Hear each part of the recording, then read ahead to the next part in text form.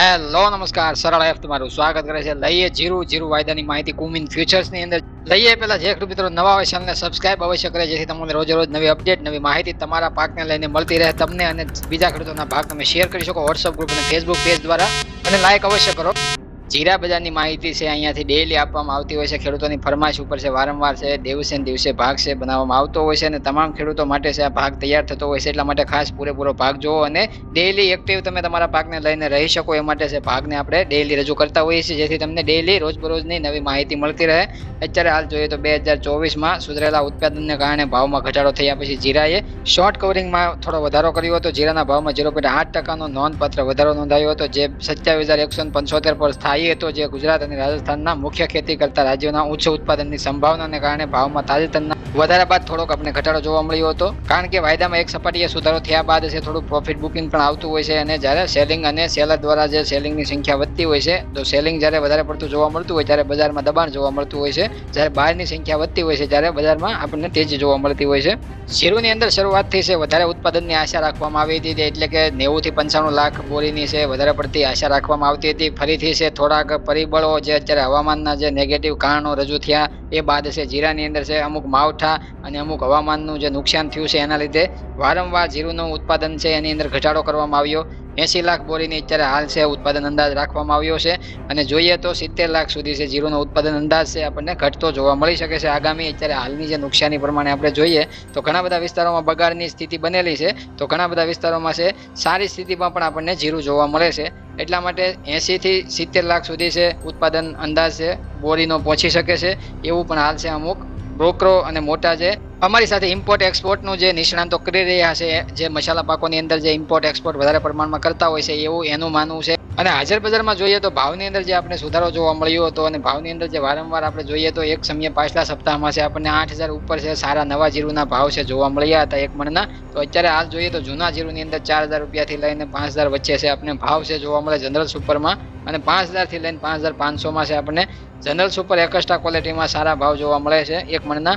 સારી ક્વોલિટીમાં જૂના જીરુની અંદર એકસ્ટ્રા સુપર ક્વોલિટી A1 ગ્રેડમાં આપણે જોઈએ તો જીરુની અંદર છે 5,500 થી લઈને 6,200-300 રૂપિયા સુધી છે આપણને એક મણના ભાવ જોવા મળે છે. અલગ અલગ માર્કેટિંગ યાર્ડો હોય, ગોંડલ છે, જસદણ છે, ગુજરાતની અંદર કોઈ પણ માર્કેટિંગ યાર્ડ છે જીરા મસાલા પાકો માટે ઊંઝા છે, આ તમામ માર્કેટિંગ યાર્ડોની અંદર છે ભાવ છે તમામ દિવસે ને દિવસે જે જોવા મળતા હોય, તમે લોકો જે જોતા હોય, જે તમારી નજીક પડતા હોય યાર્ડોની અંદર, તો એની અંદર છે આપણે સરેરાશ ભાવ છે અહીંયાથી આપવામાં આવતા હોય છે કે જે તમને સુધારો અપાવે અથવા તો ઘટાડો અપાવે, બંને બાજુથી અહીંયાથી માહિતી આપવામાં આવતી હોય છે. ડેઈલી જે માહિતી આપવામાં આવતી હોય છે એમાં સરેરાશ ભાવ છે નીકાળી અને તમારી સામે રજૂ કરવામાં આવતો હોય છે. એટલા માટે ખાસ નવા જીરુની અંદર આપણે ચર્ચા કરીએ તો 4,000 રૂપિયાથી લઈને 6,000 વચ્ચે છે આપણને જનરલ કેટેગરીમાં, જનરલ સુપરમાં ભેજ આધારિત ભાવ પ્રમાણે જે જીરુના નવા જીરુના ભાવ આપવામાં આવતા હોય એક મણના.